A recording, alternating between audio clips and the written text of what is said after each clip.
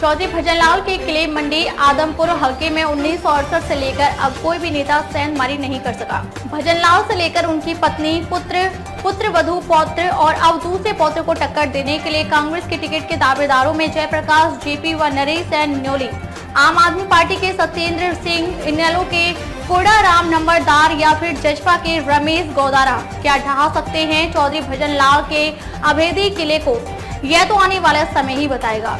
देखें SK God की खास रिपोर्ट और चैनल को फॉलो करें। मैं अंजना द विश्व प्रेम न्यूज और हरियाणा न्यूज प्रेस से। चलिए बढ़ते हैं एक खास खबर की ओर।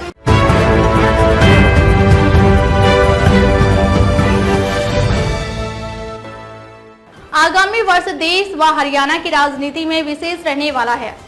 ऐसा इसलिए कि आगामी लोकसभा चुनाव से पहले राम मंदिर का आम जन के दर्शनार्थ खोलना, चंद्रयान 3 का सफलतापूर्वक चांद की सतह पर उतरना, भले ही इस पर काम पिछली सरकारों के कार्यकाल से चला आ रहा हो, परंतु आम जनता तो तुरंत का लीपा हुआ देखती है। वही कांग्रेस नेता राहुल गांधी ने पैदल देश भ्रमण किया है। हरियाणा में इनेलो नेता अभय सिंह चौटाला ने हरियाणा भ्रमण किया है। यह सब आम जनता के मन को भावुक करने वाले पैंतरे हैं। देखने वाली बात है कि क्या मतदाताओं को अपने पक्ष में करने में सफल हो पाते हैं। सीधे सीधे विश्लेषण पर आते हैं। आज आप देखेंगे देश की राजनीति को घुमाकर रख देने वाले हरियाणा के पूर्व मुख्यमंत्री स्वर्गीय चौधरी भजनलाल के गृह विधानसभा हलके मंडी आदमपुर की। मंडी आदमपुर सीट भजनलाल परिवार की परंपरागत है। 1968 के आम चुनाव चौधरी भजनलाल पहली बार विधायक बने, तब से लेकर 2022 भव्य बिश्नोई तक आदमपुर हलके पर भजनलाल की सदस्य ही जीतते आए हैं, जिनमें स्वयं भजनलाल 8 बार, जसमा देवी 1 बार, रेणुका बिश्नोई 1 बार, कुलदीप बिश्नोई 2 बार और अब उपचुनाव में भव्य बिश्नोई विधायक बने। 2024 के चुनाव में भाजपा किसे चुनाव में उतारती है? क्या इस बार फिर से बिश्नोई परिवार के अगले सदस्य क्रिकेटर चैतन्य बिश्नोई को टिकट देती है या फिर भव्य बिश्नोई को ही दोबारा टिकट देती है? क्योंकि कयास लगाए जा रहे हैं कि कुलदीप बिश्नोई अपने छोटे बेटे चैतन्य बिश्नोई की क्रिकेट के साथ राजनीतिक पारी शुरू करवाने के मूड में है। वहीं दूसरी तरफ कांग्रेस के वरिष्ठ नेता, जिसकी परंपरागत सीट कलायत है, पीछे हुए उपचुनाव में आदमपुर से भव्य बिश्नोई को टक्कर देने के लिए कांग्रेस ने मंडी आदमपुर से चुनाव में उतारा गया। कारण कोई भी रहा हो, परंतु जेपी सहित पूरी कांग्रेस भजनलाल द्वारा स्थापित किले को सहन नहीं पाई। ऐसे में क्या इस बार फिर जेपी को ही मंडी आदमपुर से टिकट देती है या फिर आदमपुर हलके के युवा चेहरा नरेश सैन न्योली को टिकट देकर अपनी किस्मत आजमाने के लिए मौका देगी?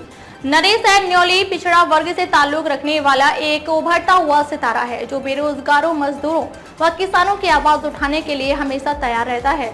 राहुल गांधी की विचारधारा से प्रभावित होकर राजनीति में आकर क्षेत्र में लोकप्रिय है।